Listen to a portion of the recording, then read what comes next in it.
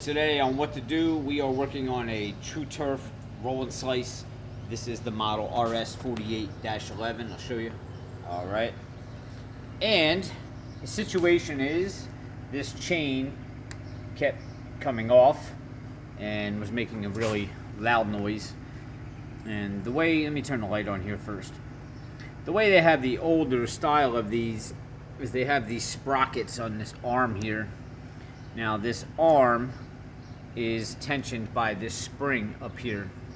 All right, you got part of it there, and the other part goes on here, which pushes the tension, which keeps this chain in line and tight, and it flexes so that this thing can go around. But the problem was this was bouncing out, and the chain just started skipping around the sprocket. Now, luckily, our sprocket gears didn't get tore up really, so I ordered a new spring just in case while I'm doing this, in case this is getting a little weak. But I also ordered new sprockets, but what they sent me was these new plastic retaining guides. And here's, you can see the instructions they give you. There's the old sprocket guides, and they show you here the new plastic guides. Okay, and now if you look, it shows that there's actually a nut and bolt going through that sprocket, and that's how you would put these new guides on. But mine seem to be welded on here. So, and there's a lock clip on the back.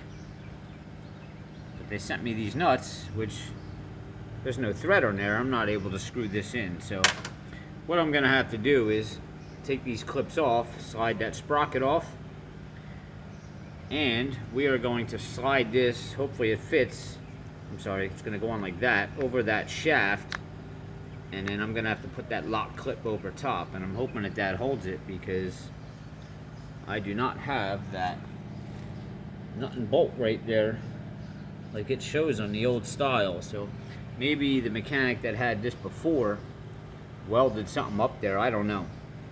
But anyway, I'm going to take you through the process. First thing I'm going to do is I want to get these arms off, and I want to replace this spring here. We're going to get a screwdriver, but this clip right here, we just want to pry that clip off. We ordered a new one here, which looks a little bit different. Looks like it has a back on it. So that's actually going to, where we at here? It's going to pop on like that. So let's get a screwdriver. We're going to pry this clip off of here, and should be able to free these arms up and slide this spring off. I was able to loosen that up with the screwdriver, but there we go. All right. That clip is off. Set that down there, and this should pull off of here. See if we can get this to slide. I'm gonna need two hands. Back one doesn't seem to want to come off there.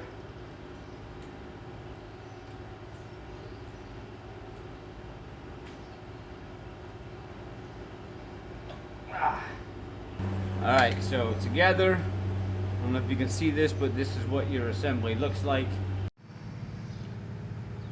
You can see it there. Okay, so I'm going to go ahead and unclip this spring from there. Separate it all.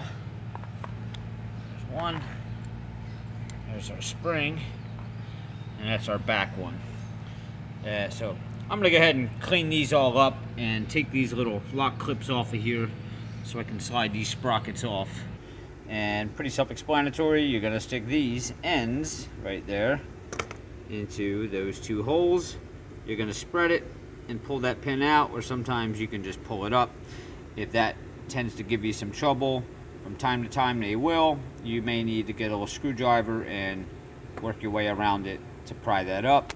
But if you're doing that, then chances are you're probably going to need another one of these. Alright, I am going to need both hands for this, so let me set the camera down while I pull that out of there. Our clip is off. Now we should be able to pull up on this. And there you have it. Inside of there is a bearing. So if you were keeping these and just changing the bearing, which is not covered in this tutorial, that is where your bearing is. Alright, but we are eliminating that.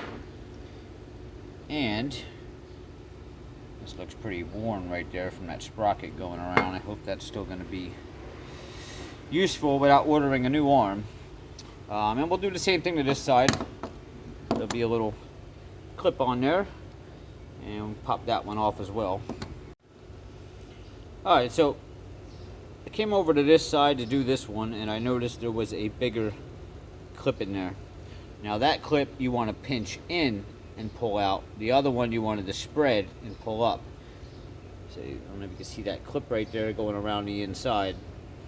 But there was not one on this side, which is telling me that yes, this was probably worked on before by somebody else. So clip is out. Now we should be able to pull this one up, which, go figure, it's a little bit tighter.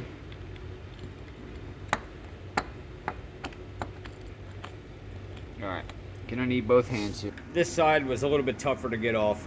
I got it free now, but I'm gonna reset it so I can show you what I had to do. Basically just put it in a vise, and I had to get a really strong screwdriver where you could use a pry bar, and I had to pry up on each side. It was a little difficult, but eventually it did pop this up. So with the new plastic retainers that they sent me, they do fit over top of that. Alright, if I can get it on there we go. So these are now obsolete. Our new retainers are going to go on. Like that. So what I am going to do is put a washer over this, and then the C-clip right over top of that washer, hoping that's going to hold these in place because I will not have the nut on there. Alright, so that may be what you have to do, and we will test it and I'll let you know how effective that is. And also, here's the old spring, looks a little bent up. Here's the new spring that I'm going to put on. And that spring is in the center here, which gives you your tension between the two bars. Alright, got the clips on there. You can see I put a washer and then a lock clip. Same thing on the other side. Washer, lock clip. Now we're going to go ahead and put these back on the machine with our new spring. So I put a little bit of grease up here on the shaft, and what you want to do is just kind of work that in there like so, and that should rest flush on that chain. Alright, next thing we'll do is we will put our spring on. That will slide over there, and this back piece will rest on there like that. And then we want to get our other side here. Alright, so ultimately I disconnected it from this side. But you do have to put this one on first. Slide your spring on. I got this side on now. So now I can get, you may have to get a pair of pliers or a pry bar. I'm going to pull that spring up and get it around this one. Alright, got a screwdriver under there, and we're just going to pry this spring up. And there we go, around that side. Oh yeah, much better tension than the other spring we had. Now you want to be careful because this cap, this clip isn't on the end here yet, and this will still pop off. There's a lot of pressure on here. Alright, so let's make sure that's on. Now we're going to go to our new clip. If you remember the old one we took off here, pretty much going to go on the face of there. So it's kind of hard to compress this in to get some of this shaft to show in order for me to put that that pin on. So what I did was I just got a big C-clamp here, and I went to the back on this side, and I went to the arm on this one, and just kind of compressed that in. and I gave myself enough room now that I can tap that clip on. Alright, I got my cap there, which sealed all this together. I hit it with a rubber mallet, kind of dented up a little bit, but it's on there really tight. And that's it. That's the whole kit. I am going to put this cover back on here and take it out and see how it runs.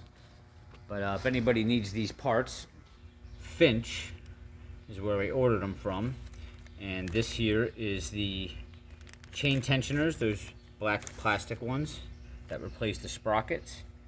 And you can give them that number there. Alright. And coming down, this is that clip here that I tapped in. Alright. R8146. And down here is the spring for the arms. R5094. That is your spring here.